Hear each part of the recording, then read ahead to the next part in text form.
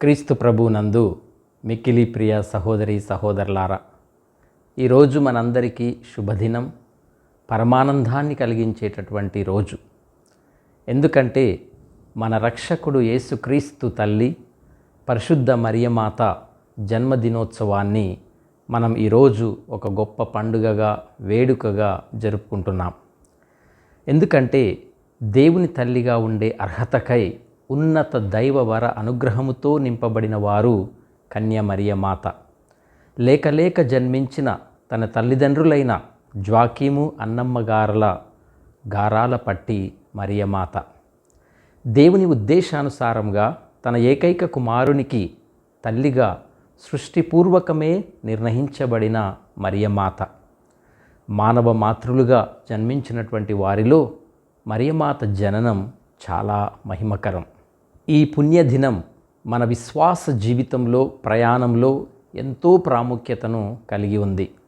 కథోలిక క్రైస్తవులముగా మరియమాత జన్మదినోత్సవాన్ని ప్రత్యేకంగా మరియు ఘనముగా జరుపుకుంటాం. ఎందుకంటే ఇది నిజంగా రక్షణ యొక్క జననం, రక్షణకు నాంది. కనుక ప్రియ సహోదరి సహోదరులారా, మనమందరం మరియమాతను గూర్చి దేవుణ్ణి ఘనపరుద్దాం. మరియమాతను గురించి పునీత అల్ఫోన్సుస్ లిగోరీ గారు ఈ విధముగా అన్నారు: పరలోక వాక్కుకు తల్లిగా ఉండుటకు ఆమె ఎన్నుకోబడింది. అందుకే ఆమె నిష్కలంక మాత. గొప్ప వరాలతో అభిషేకింపబడి జన్మించింది. పవిత్రతలో పునీతులను, దేవదూతలను మించింది. దేవుని తల్లిగా ఉండే అర్హతకై ఉన్నతమైన దైవానుగ్రహాలతో ఆమె నింపబడింది. అత్యంత అధికమైన పరమ పునీతగా ఆమె జన్మించింది. సృష్టిలోనే అంతకుముందెన్నడూ కలిగించనంత సుందరంగా ఆమె ఆత్మను దేవుడు తీర్చిదిద్దారు.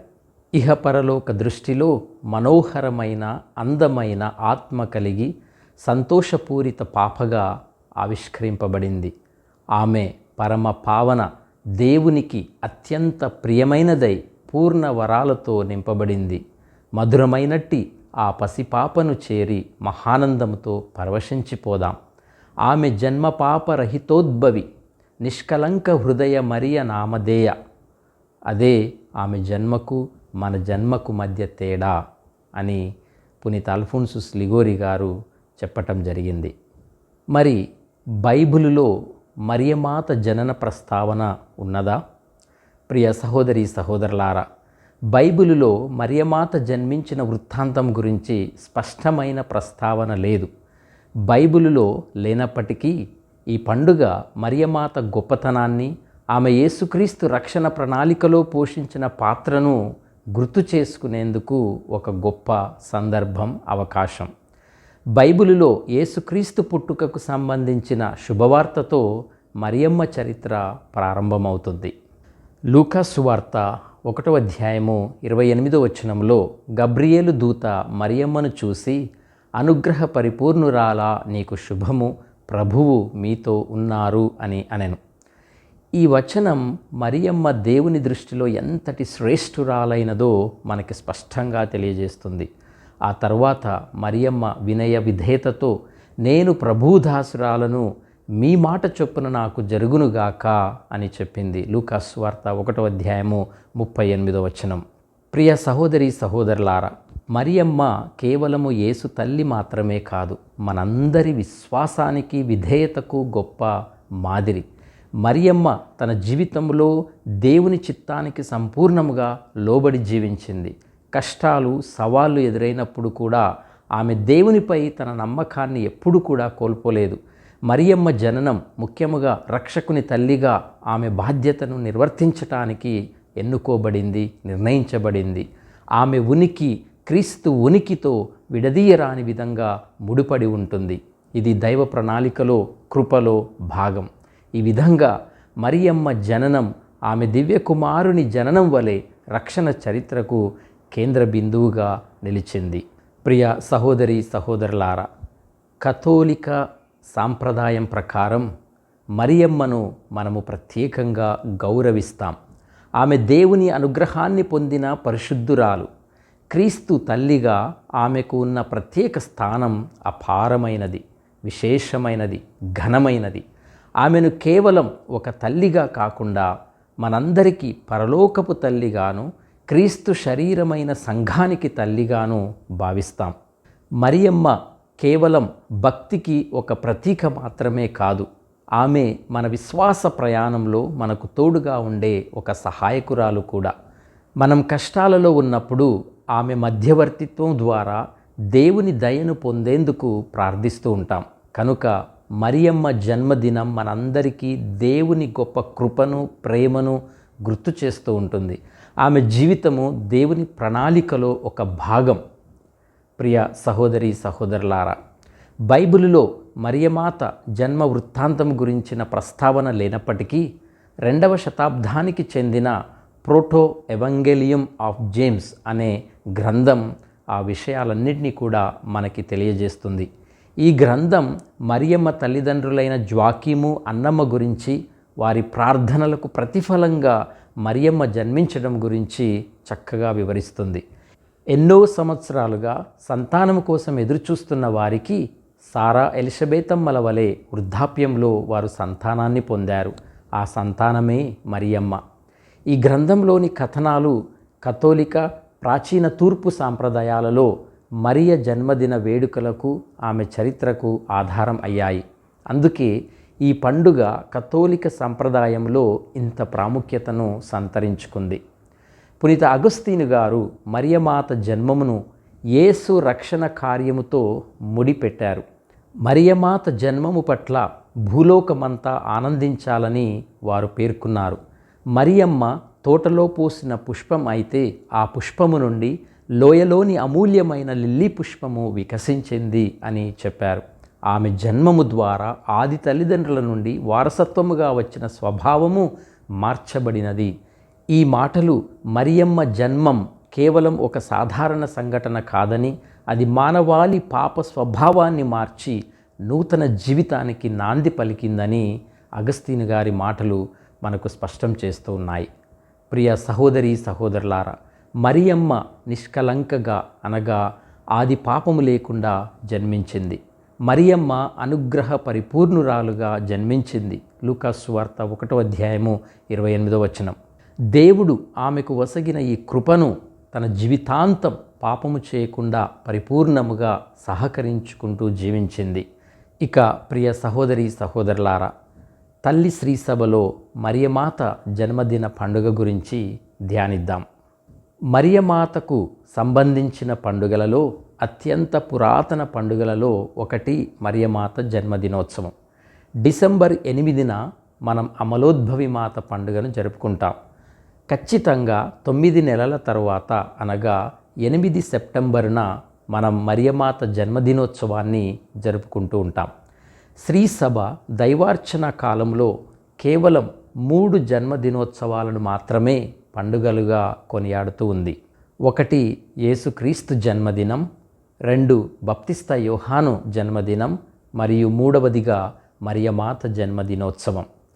బైబిలులో అత్యంత ప్రాముఖ్యత కలిగిన ఈ 3 జన్మదినాలను మాత్రమే ప్రత్యేకంగా పండుగలుగా మనం జరుపుకుంటూ ఉంటాం. ఈ పండుగలను శ్రీసభ ఆరంభ సంవత్సరాల నుండే, శ్రీసభ ఆరంభ కాలము నుండే కొనియాడుతూ ఉన్నట్లుగా మనకి అర్థమవుతుంది. ప్రియ సహోదరి సహోదరులారా, పునీత ఆండ్రూ ఆఫ్ క్రేట్ మరియమాత జన్మదినోత్సవం గురించి చాలా అందముగా చక్కగా వర్ణించారు. మరియమాత జన్మదినోత్సవమును లోక సృష్టికర్త అయిన దేవుడు తన ఆలయాన్ని నిర్మించిన రోజుగా వారు వర్ణించారు. అంటే మరియమాతయే ఆ దేవుని ఆలయం, నూతన నిబంధన మందసం, లోకములో అవతరించిన దేవునికి మొదటి నివాస స్థలం, పవిత్ర గుడారము. ఆమె ఆత్మ స్వచ్ఛముగా, నిష్కలముగా మరియు పవిత్రముగా జన్మించింది.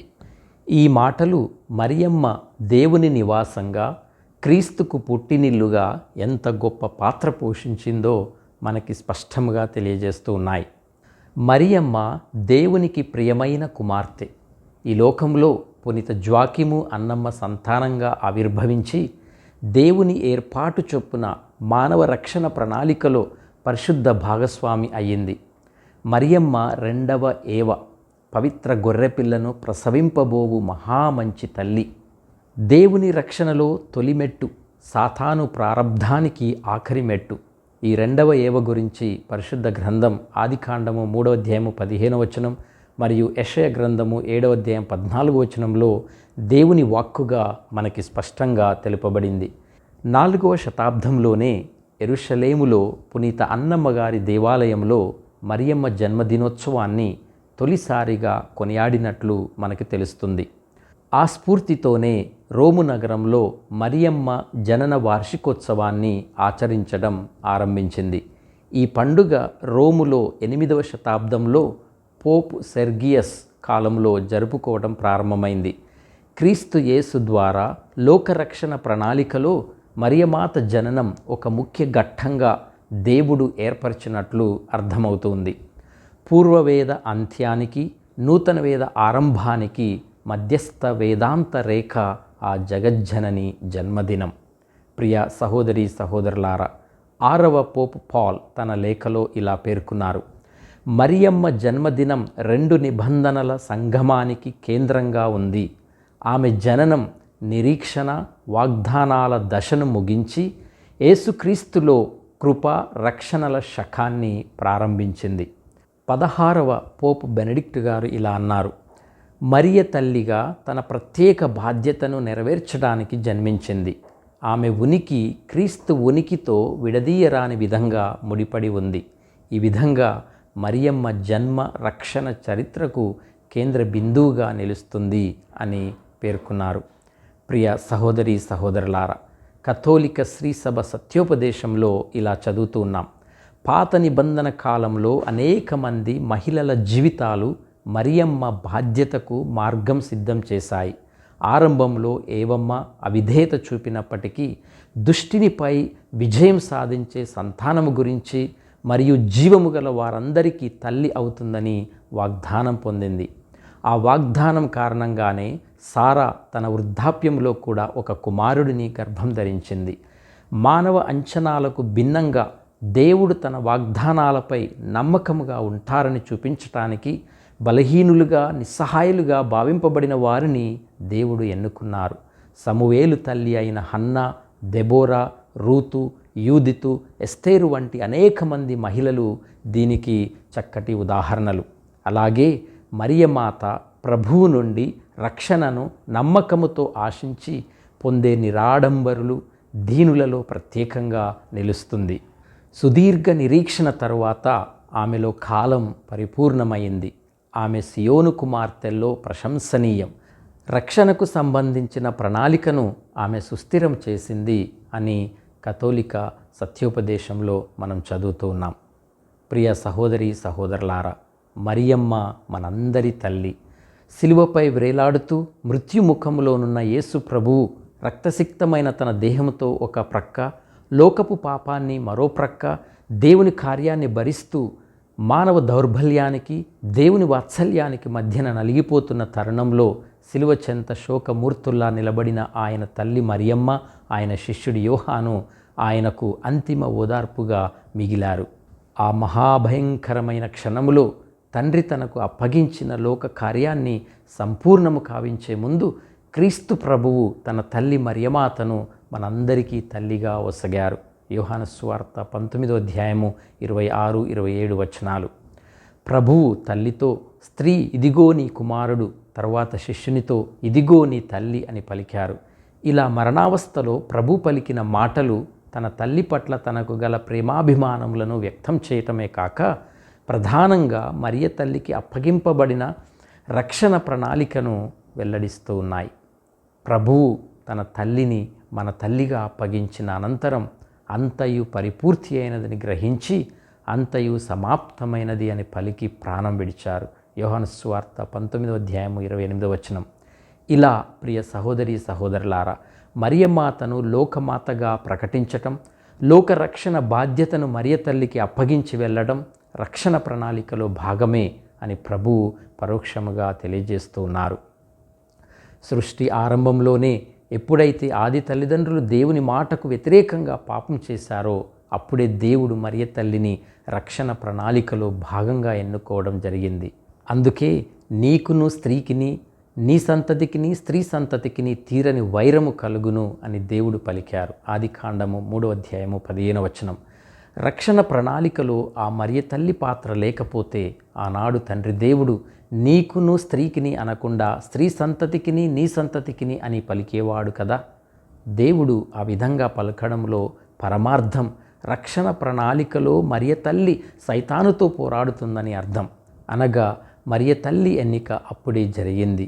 అందుకే ఎన్నో సంవత్సరాలుగా బిడ్డలు లేక బాధపడుతున్న అన్నమ్మ జ్వాకీములకు పవిత్రాత్మ వరము వలన జన్మించింది కన్య మరియ తల్లి.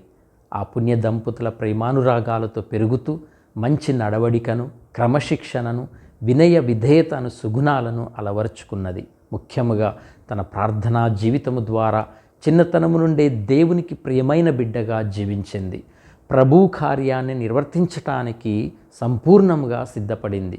ఎప్పుడైతే గబ్రియేలు దూత వచ్చి తండ్రి దేవుని సందేశాన్ని ఆ మరియ తల్లికి తెలియజేసిందో, నేను ప్రభు దాసురాలను, నీ మాట చొప్పున నాకు జరుగునుగాక అని తండ్రి మాటను విధేయించింది. తల్లి లేని బిడ్డలుగా మనం ఈ లోకంలో జీవన యాత్రను కొనసాగించటం ప్రభువునకు ఇష్టం లేదు. అందుకే మనలను ఆ తల్లి చెంతకు నడిపించి మన రక్షణ భారాన్ని ఆ తల్లికి అప్పగించారు. ఆ తల్లి నిత్యం మనతో ఉంటూ మన అనుదిన జీవనంలో పాలు పంచుకుంటూ మనలను దేవుని ప్రేమతో నింపుతూ ఆ ప్రభుని దరికి చేరుస్తుంది. కనుక మనం మన కన్న తల్లి పట్ల ఏ విధంగా ప్రేమ చూపించి మనకు కావలసిన అవసరాలను అడుగుటకు వెనకాడమో, అంతకంటే ఎక్కువ ప్రేమను మరియ తల్లి పట్ల చూపుతూ మనకు కావలసిన అవసరాలను ఆ తల్లితో విన్నవించుకుంటూ ఆ తల్లిని అంటిపెట్టుకొని జీవిద్దాం. ప్రియ సహోదరి సహోదరులారా, ఈరోజు మరియమాత జన్మదినాన్ని జరుపుకుంటున్న మనం ఆమెను స్ఫూర్తిగా తీసుకోవాలి. ఆమెలాగే మనము కూడా దేవుని చిత్తానికి లొంగి లోబడి మన జీవితాలను ఆయన సేవకు అంకితం చేసుకోవాలి. మరియ తల్లి నుండి మనము నేర్చుకోవలసిన ప్రధాన సద్గుణాలు ఏమిటంటే, మొదటిగా విధేయత. దేవుని మాటకు విధేయత చూపాలి. మరియమ్మలాగా నీ మాట చొప్పున జరుగునుగాక అని మనము కూడా చెప్పగలగాలి. రెండవదిగా నమ్మకం. కష్టాలు వచ్చినప్పుడు దేవునిపై మన నమ్మకాన్ని కోల్పోకూడదు. మరియమ్మ తన కుమారుడి మరణాన్ని చూసినప్పుడు కూడా ఆమె దేవుని ప్రణాళికపై విశ్వాసము, నమ్మకాన్ని ఉంచింది. మూడవదిగా సేవ. మన చుట్టూ ఉన్నవారికి, ముఖ్యంగా అవసరంలో ఉన్నవారికి మనం సేవ చేయాలి. మరియమ్మ తన బంధువైన ఎలిజబెతమ్మకు చేసిన సహాయం మనకు గొప్ప స్ఫూర్తిగా ఉండాలి. మనం ఈరోజు పరిశుద్ధ మరియమాత జన్మదినాన్ని జరుపుకుంటున్నప్పుడు ఆమె మన జీవితాలకు, మన కుటుంబాలకు ఎల్లప్పుడూ తోడుగా ఉండాలని ప్రార్థిద్దాం. ఆమె మధ్యవర్తిత్వం ద్వారా మనం దేవుని కృపను, దీవెనలను పొందేలా సహాయం చేయమని ఆ మరియ తల్లిని వేడుకుందాం. ప్రార్థన చేసుకుందాం. ప్రియమైన అమ్మ మరియమాత, నీ గర్భధారణ నిష్కలంకమైనది, నీ జన్మం మహిమాన్వితమైనది. నీవు పాపము లేకుండా గర్భము ధరించబడ్డావు, పాపము లేకుండా జన్మించావు. నీ జీవితమంతా పాపరహితగా ఉన్నావు. పరలోకంలో నీవు దేవుని సౌందర్యాన్ని, తేజస్సును ప్రసరిస్తూ ఉన్నావు. అలా నిరంతరము చేస్తూనే ఉంటావు. దయచేసి మా కోసం ప్రార్థించు. నీ అనేక సద్గుణాలను మేము మరింత సంపూర్ణముగా అనుకరించేలా, తద్వారా నీ దివ్య కుమారునికి ఈ లోకములో తగిన సాధనాలుగా ఉండేలా మమ్మల్ని చేయండి. మరియ తల్లి, మా కొరకు ప్రార్థించండి. ఆమెన్.